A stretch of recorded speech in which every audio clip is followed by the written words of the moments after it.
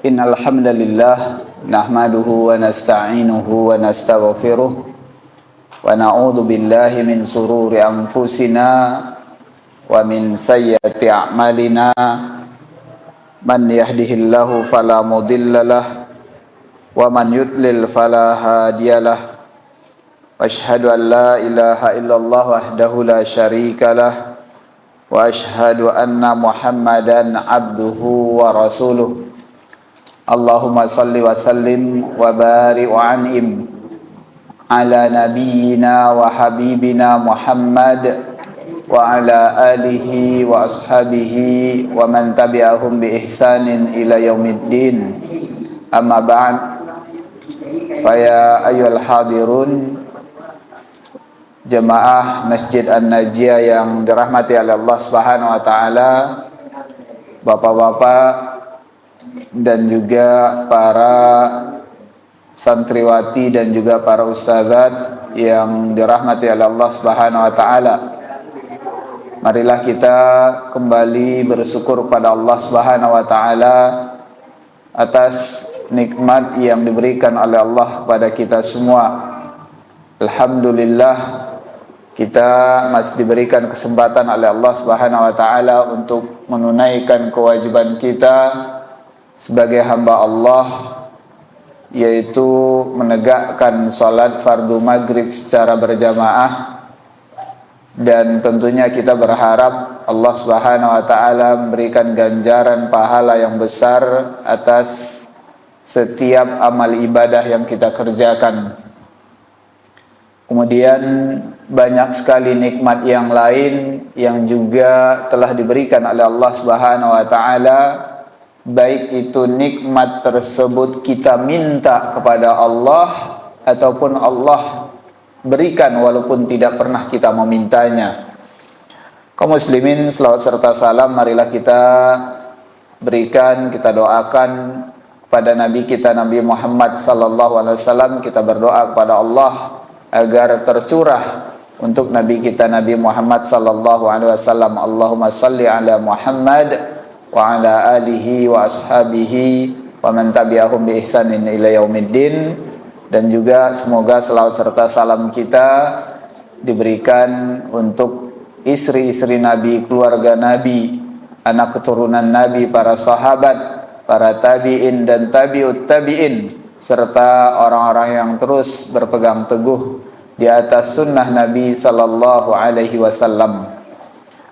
Kaum muslimin dan muslimat rahimani wa rahimakumullah, dan juga segenap para pemirsa Najiyah TV dan juga pendengar radio Pasaman FM dimanapun antum berada, kami mendoakan semoga Allah Subhanahu wa taala senantiasa memberikan keberkahannya kepada antum semua. Baik, di kesempatan petang hari ini, di hari Ahad sore ini, kita kembali mengkaji kitab Bulughul Maram yang kita ambil syarahnya dari buah karya Syekh Al-Utsaimin rahimahullahu taala. Kita akan masuk ke pembahasan seputar masih di kitab Thaharah, yaitu kitab tentang bersuci. Kalau pertemuan sebelumnya kita telah mengambil ataupun membaca hadis-hadis seputar bejana, ya kita juga masih dalam bab al-aniyah, yaitu bejana. Untuk pembahasan hadis berikutnya yaitu hadis ke-21, hadis ke-20, hadis yang ke-20, hadis yang ke-21 dan hadis yang ke-22 serta hadis yang ke-23. Ada 4 hadis yang dibawakan oleh Al-Imam Ibnu Hajar Al-Asqalani rahimahullahu ta'ala dalam pembahasan ini, yaitu tentang pensucian atau mensucikan kulit hewan. Baik, kita akan bacakan hadisnya. Hadis yang pertama yang beliau sebutkan yaitu hadis yang ke-20. Wa an Ibni Abbas radhiyallahu anhu wa an Ibni Abbas radhiyallahu anhuma Itu Ibnu Abbas, Abdullah bin Abbas. Kenapa disebutkan radhiyallahu anhuma? Karena Abdullah adalah sahabat, kemudian ayah beliau Al-Abbas juga sahabat Nabi sallallahu alaihi wasallam. Qala Rasulullah sallallahu alaihi wasallam, "Idza dubiwal ihabu faqad tahura." Akhrajahu Muslim. Telah berkata Ibnu Abbas radhiyallahu anhu, kata beliau, Nabi sallallahu alaihi wasallam bersabda, apabila telah disamak kulit, faqad tahura, maka sungguh telah suci. Hadis ini diriwayatkan oleh Al-Imam Muslim. Kemudian hadis yang kedua, wa indal arba'ah ayyuma ihabin dubira, atau diambil dari riwayat Al-Arba'ah. Al-Arba'ah di sini yaitu adalah hadis-hadis yang dikeluarkan oleh Al-Imam Tirmidzi, kemudian Nasa'i, Ibnu Majah dan Abu Daud. Jadi yang dimaksud dengan Al-Arba'ah di sini adalah Al-Imam Tirmidzi, Imam Nasa'i, Ibnu Majah dan Imam Abu Daud. Maka menurut ataupun berdasarkan riwayat yang disampaikan oleh 4 imam hadis ini, Nabi sallallahu alaihi wasallam menyebutkan ayyuma ihabin dubira, kulit apa saja yang disamak. Jadi dalam riwayat yang disebutkan oleh 4 imam ini adalah kalimat ayyuma ihabin dubira, kulit apa saja yang disamak. Sementara tadi di hadis yang pertama, idza dubiral ihab faqad tahura, maka kulit apa saja yang disamak sungguh telah suci. Itu yang dimaksud dari riwayat yang dibawakan oleh Al-Arba'ah di sini. Kemudian hadis yang ketiga, wa an Salamah ibnil Muhabbik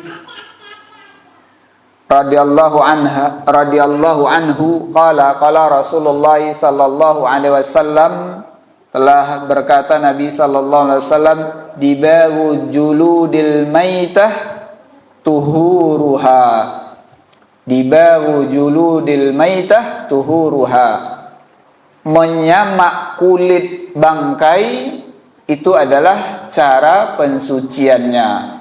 Sahahahu Ibnu Hibban. Hadis ini disahihkan oleh Ibnu Hibban.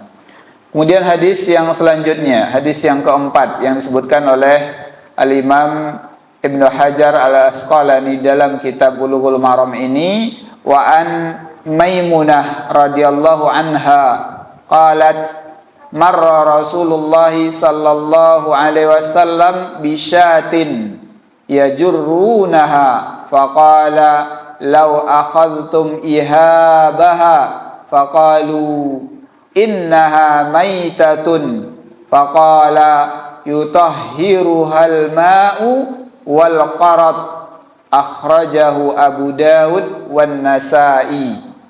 Kemudian hadis yang keempat yang diriwayatkan oleh sahabiah Maimunah. Siapa Maimunah, Pak? Siapa, Pak? Nama ibu. Masya Allah. Maimunah adalah salah satu Umi.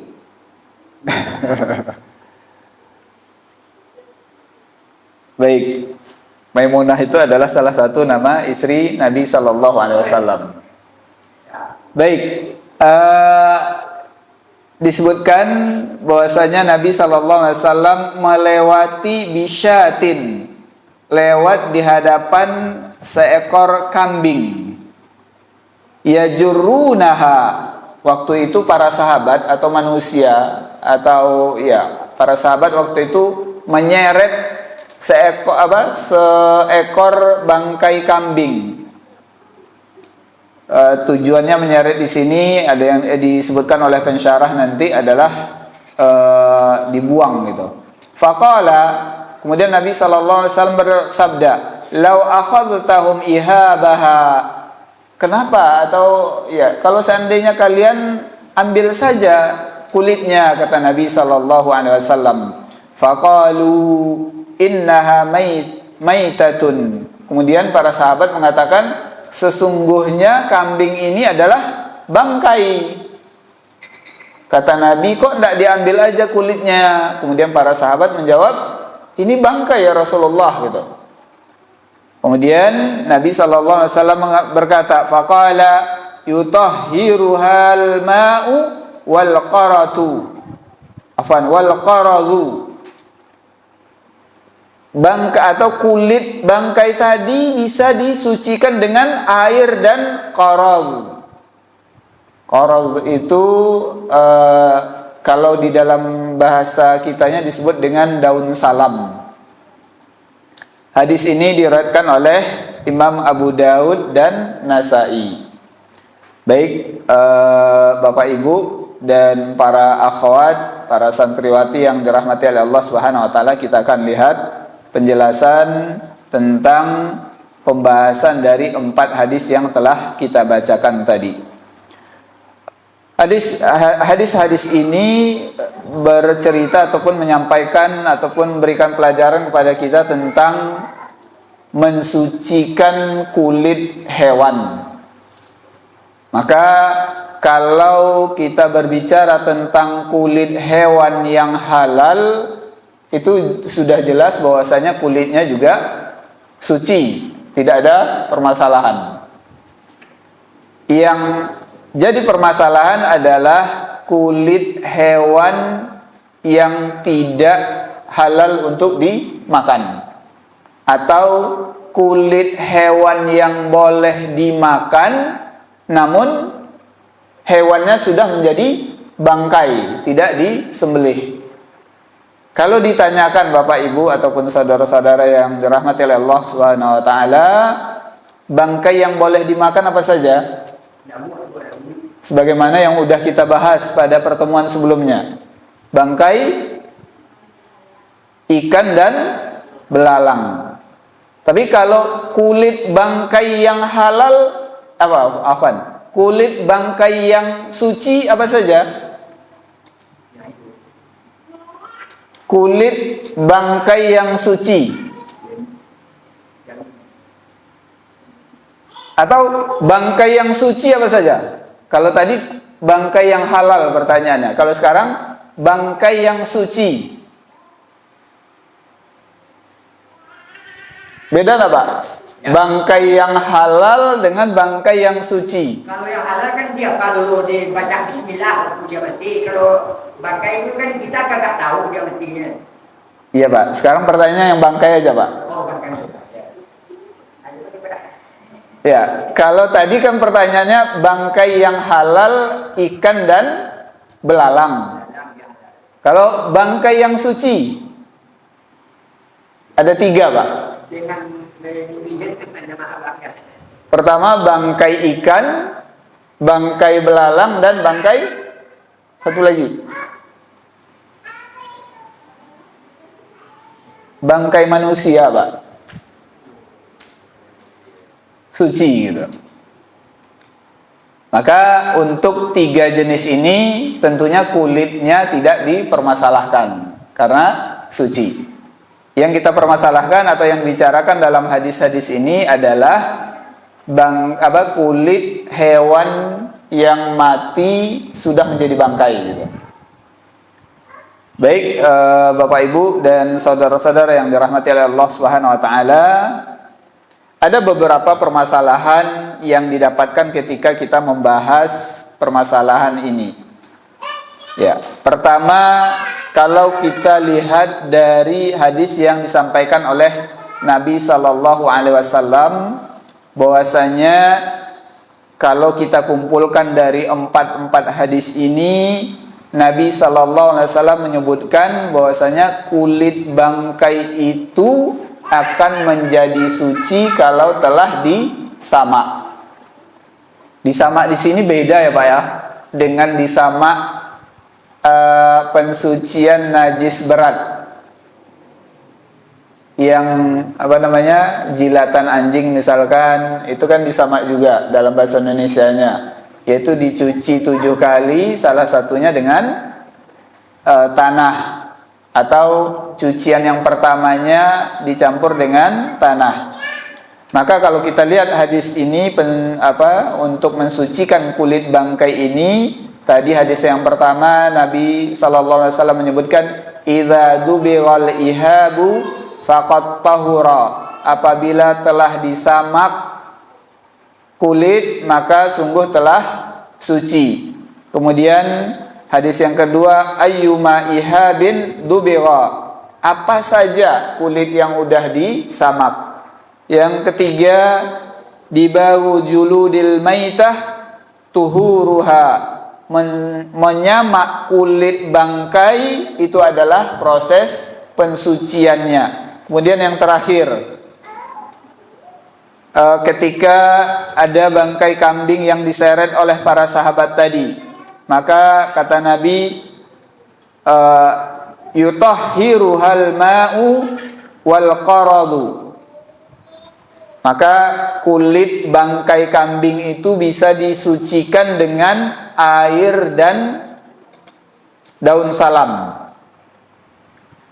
Maka pertama kita lihat di pembahasan bahwasanya setiap kulit yang disamak maka nanti akan menjadi suci. Ada pertanyaan, apakah termasuk dengan kulit babi dan anjing?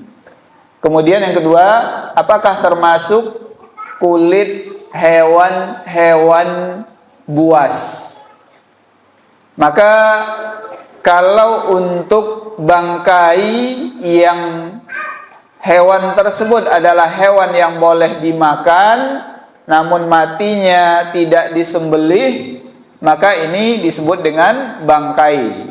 Maka cara mensucikan kulit hewan bangkai yang boleh dimakan itu adalah dengan disamak. Kalau kambing sudah menjadi bangkai, maka dagingnya haram.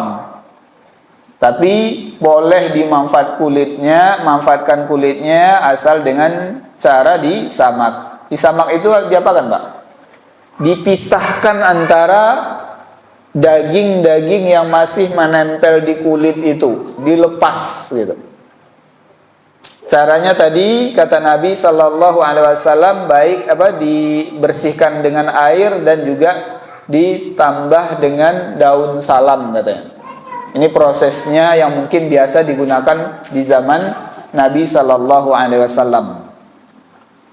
Maka kalau untuk kulit babi secara umum ataupun pendapat yang lebih banyak di kalangan para ulama mazhab itu tetap tidak suci walaupun telah disamak. Hanya satu pendapat yang menyatakan bolehnya ataupun sucinya kulit kulit babi yang telah disamak, yaitu pendapat dari kalangan Zahiriyah, yaitu dibawakan oleh Al-Imam Ibnu Hazm. Namun pendapat ini sangatlah lemah karena ulama-ulama yang lain ataupun jumhur ulama lebih berpendapat kepada bahwasanya tidak sucinya kulit babi tersebut. Kemudian kalau kulit anjing itu secara umum juga termasuk mazhab Imam Syafi'i mengatakan bahwasanya tetap tidak suci,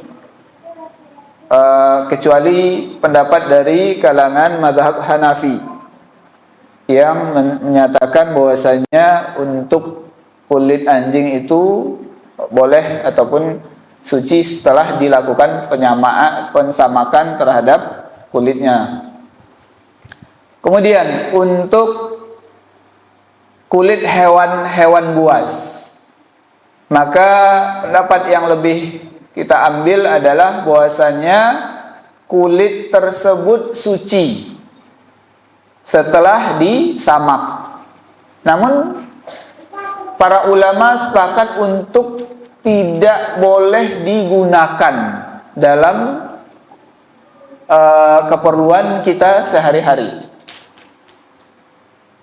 Jadi hewan-hewan buas seperti harimau, singa dan sebagainya, ya dinyatakan bahwasanya telah suci. Tapi kalau digunakan untuk keperluan sehari-hari itu tetap terlarang.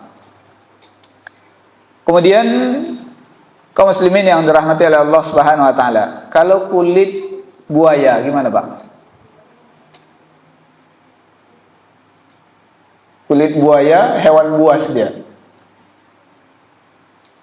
Maka untuk kulit buaya itu pembahasannya bukan karena hewan buasnya, tapi perbedaan pendapat di kalangan para ulama adalah tentang halal atau tidak halalnya buaya. Karena memang ini ada perbedaan pendapat di kalangan para ulama tentang halal atau tidak halalnya buaya itu sendiri. Karena banyak ya kita lihat produk-produk yang terbuat dari kulit buaya, misalkan sepatu, tas dan sebagainya. Kemudian kalau hewan buaya tadi, karena apa? Ada pendapat ulama yang mengatakan bahwasanya buaya itu adalah hewan yang halal karena tinggal di air. Maka letak perbedaan pendapatnya di situ. Baik, kaum muslimin yang dirahmati oleh Allah Subhanahu wa taala. Kemudian pembahasan yang berikutnya adalah tentang cara mensucikan ataupun cara menyamak kulit bangkai tersebut. Kalau kita lihat, ini terdapat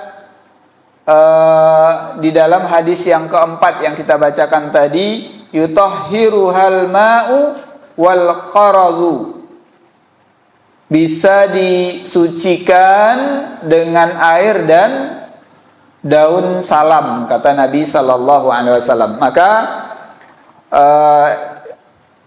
pembahasan tentang masalah ini, yaitu ini adalah cara ataupun proses menyamak kulit bangkai tersebut. Maka pendapat sebagian para ulama, apakah harus dibersihkan dengan air kemudian baru digunakan daun salam tersebut?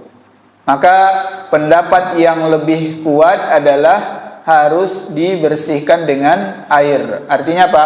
Untuk mensucikan najis-najis yang mungkin masih menempel di kulit tersebut. Sementara penggunaan daun salam itu adalah metode untuk melepaskan daging-daging yang masih melekat di kulit tersebut. Maka para ulama menyebutkan bahwasanya penggunaan daun salam itu kalau memang tidak didapatkan, maka boleh diganti dengan sesuatu yang lain yang mungkin fungsinya sama dengan penggunaan daun salam di zaman Nabi Shallallahu Alaihi Wasallam dalam proses menyamak kulit.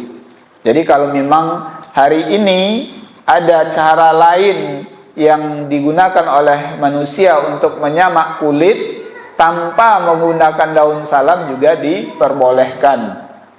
Namun untuk dibersihkan dengan air tadi itu lebih utama lagi, karena dengan air itu akan menghilangkan sisa-sisa najis yang masih melekat di kulit tersebut, karena daging bangkai tersebut adalah benda najis. Jadi seperti itu tentang proses penyamakan kulit hewan bangkai. Kemudian kaum muslimin yang dirahmati oleh Allah Subhanahu wa taala, permasalahan yang akan muncul setelah adanya penyamakan kulit terhadap bangkai-bangkai tadi. Maka ada pertanyaan, bolehkah kulit yang telah disamak tadi untuk diperjualbelikan? Maka walaupun ada khilaf di kalangan para ulama tentang boleh atau tidaknya diperjualbelikan kulit yang telah disamak tersebut, maka pendapat yang lebih kuat adalah ketika benda ini telah menjadi benda suci, maka boleh untuk diperjualbelikan.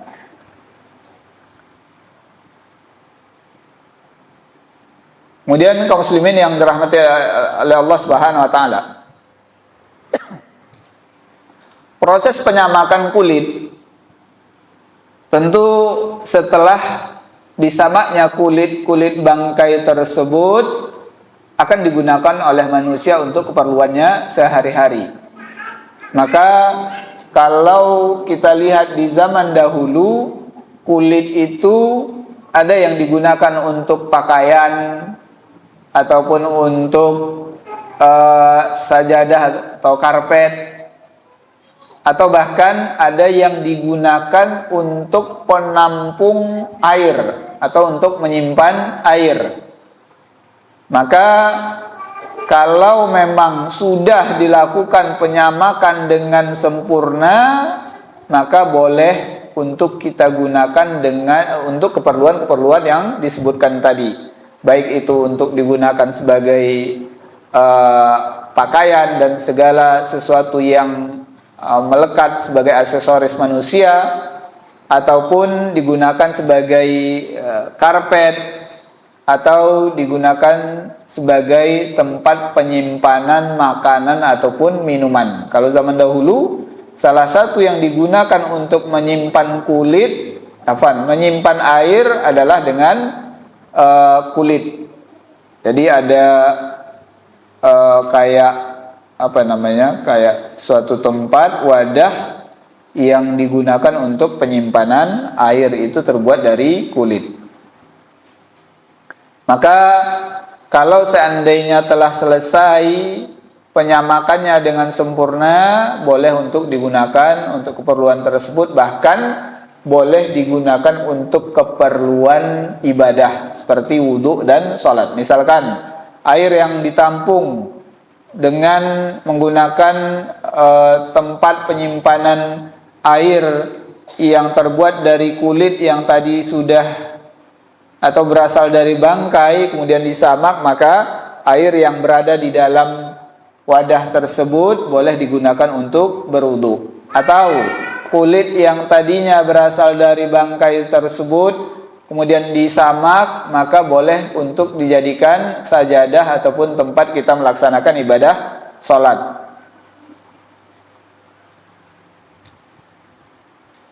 Kemudian kaum muslimin yang dirahmati oleh Allah Subhanahu wa taala, permasalahan selanjutnya yang akan muncul ataupun yang telah dibahas oleh para ulama adalah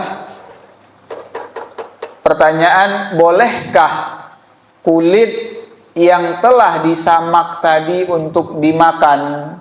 Ya, mana tahu ada yang mau makan gitu ya. Kan kalau bangkai kambing tadi udah jelas haram, dagingnya juga najis. Kemudian kalau kulitnya sebelum disamak tentu masih dikategorikan sebagai bagian dari bangkai tersebut, sesuatu yang najis ataupun haram. Maka setelah dilakukan penyamakan, kulit tadi menjadi atau berubah statusnya dari najis menjadi suci. Kemudian apakah berubah statusnya halal menjadi haram? Haram menjadi halal. Maka menurut pendapat para ulama, status kulit bangkai yang telah disamak memang berubah dari najis menjadi benda suci. Namun kehalalannya tidak. Artinya apa? Yang tadi kulit hewan ini adalah merupakan benda haram, maka tetap tidak boleh untuk dikonsumsi atau untuk dimakan. Ya, karena banyak ya benda-benda suci namun tidak boleh untuk dimakan.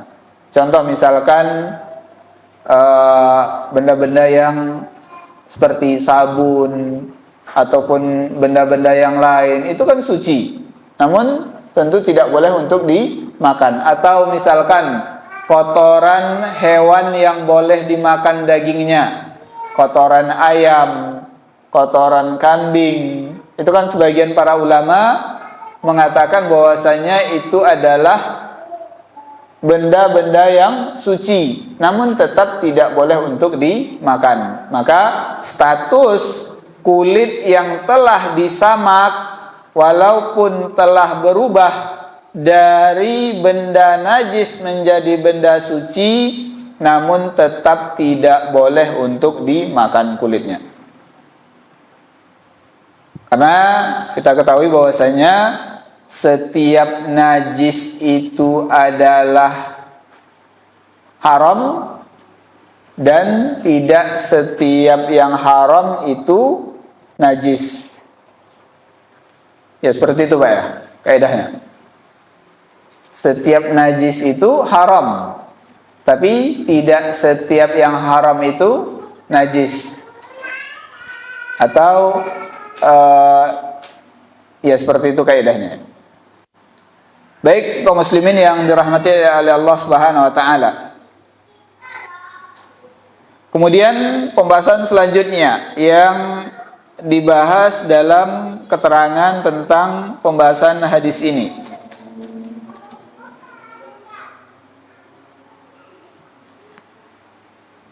yaitu tentang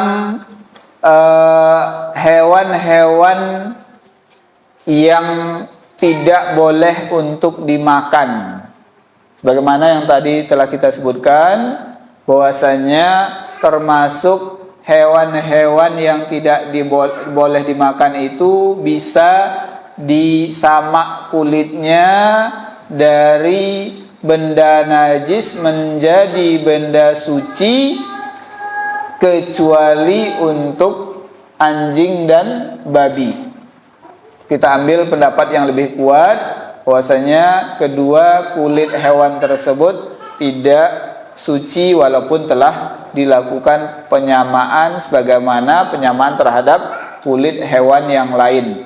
Namun untuk kulit hewan-hewan buas, maka kita lebih condong mengambil pendapat bahwasanya telah suci kulit tersebut, namun tidak diperbolehkan untuk menggunakannya dalam keperluan sehari-hari manusia. Baik, bismillah, salatu wassalamu ala rasulillah. Bapak ibu dan kaum muslimin serta para akhwat yang dirahmati oleh Allah Subhanahu wa taala, maka tadi kita sebutkan bahwasanya untuk hewan-hewan yang dagingnya tidak dimakan ataupun tidak halal untuk dimakan, tetap dianggap suci kalau telah selesai disamak secara sempurna. Sebagaimana qala innahu yathur idza dubigha dabghan tamman, maka sesungguhnya menjadi suci apabila telah disamak dengan penyamakan yang sempurna. Li umumi qaulin Nabi sallallahu alaihi wasallam. Dalilnya adalah secara umum dari apa yang disebutkan oleh Nabi sallallahu alaihi wasallam, ayyuma ihabin dubigha faqad tahura. Kulit apa saja yang disamak maka sungguh telah suci. Dan perkataan Nabi sallallahu alaihi wasallam, dibahu juludil maitah tuhuruha. Penyamakan kulit bangkai itu adalah cara mensucikannya.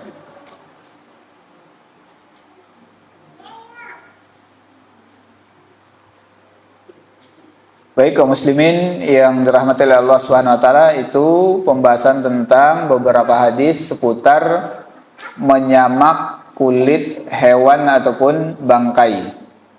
Kita masuk ke pembahasan yang selanjutnya dari hadis yang ke-24.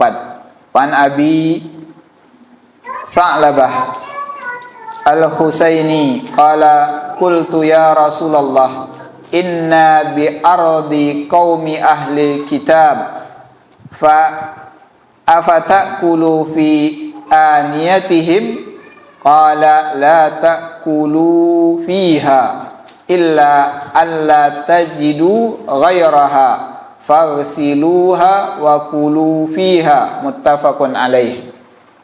Hadis yang ke-24 ini menyebutkan tentang bolehkah kita menggunakan bejana-bejana yang dimiliki oleh ahli kitab.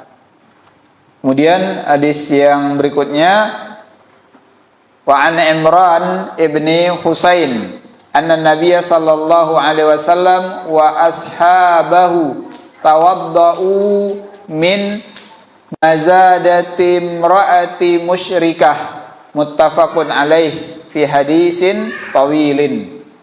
Jadi hadis yang kedua yaitu hadis dari Imran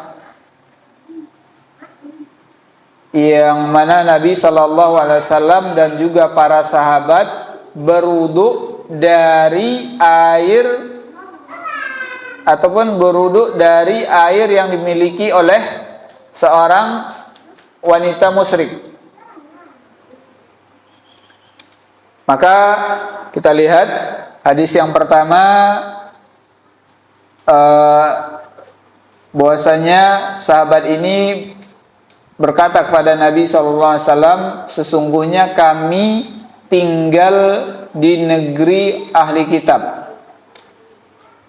Kemudian afatakulu fi aniyatihim, bolehkah kami untuk makan di bejana-bejana mereka? Maka Nabi SAW menjawab, qala la ta'kulu fiha, janganlah kalian makan di bejana-bejana mereka, illa, kecuali alla yatajidu ghairaha, kecuali kalian tidak mendapatkan selain dari bejana-bejana milik ahli kitab tersebut.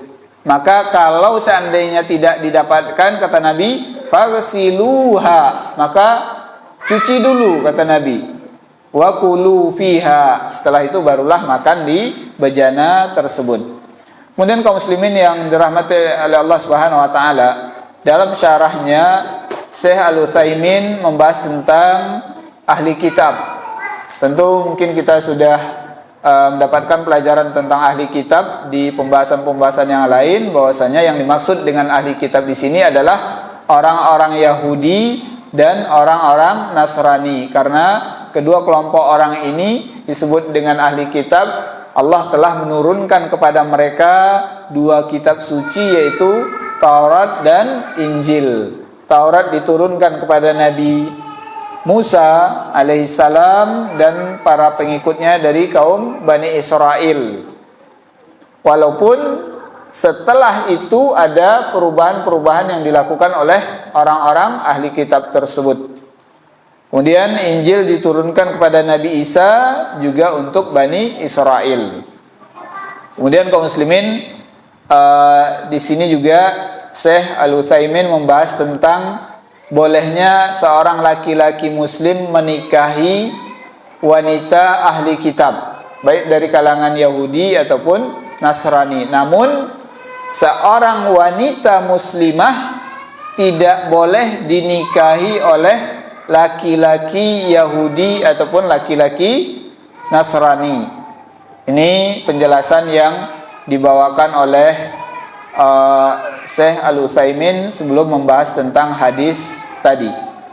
Maka kaum muslimin yang dirahmati oleh Allah Subhanahu wa taala, pembahasannya adalah bolehkah kita sebagai seorang muslim menggunakan bejana-bejana yang dimiliki oleh ahli kitab, yaitu dari kalangan Yahudi dan Nasrani.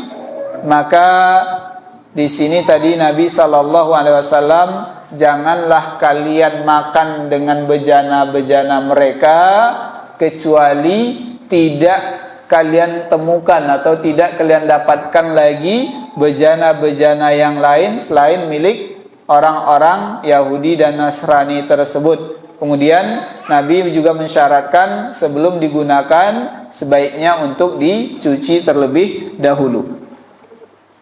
Kemudian kaum muslimin yang dirahmati oleh Allah Subhanahu wa taala, maka dari hadis ini Syekh Al-Utsaimin berpendapat bahwasanya yang menjadi permasalahan tidak bolehnya kita menggunakan bejana ahli kitab itu bukan berarti karena bejana-bejana mereka itu dinyatakan najis.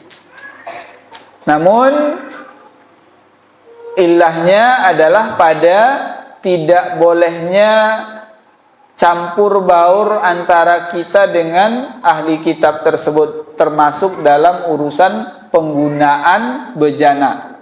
Jadi masalahnya itu bukan Nabi mengatakan bahwasanya benda-benda yang dimiliki oleh ahli kitab Yahudi dan Nasrani tersebut adalah benda-benda najis, bukan di situ letak permasalahannya.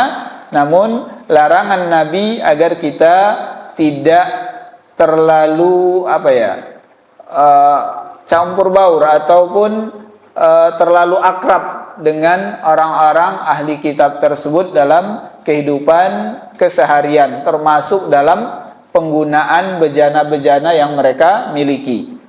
Karena kalau seandainya antara kaum muslimin dan orang-orang ahli kitab tersebut tidak ada batasan, bisa jadi mereka saling menggunakan bejana-bejana yang mereka miliki. Maka ilahnya itu kata Syekh Al-Utsaimin di sini adalah agar kita tidak sering campur baur dengan orang-orang ahli kitab tersebut dalam urusan kehidupan sehari-hari, termasuk dalam penggunaan benda-benda yang mereka miliki.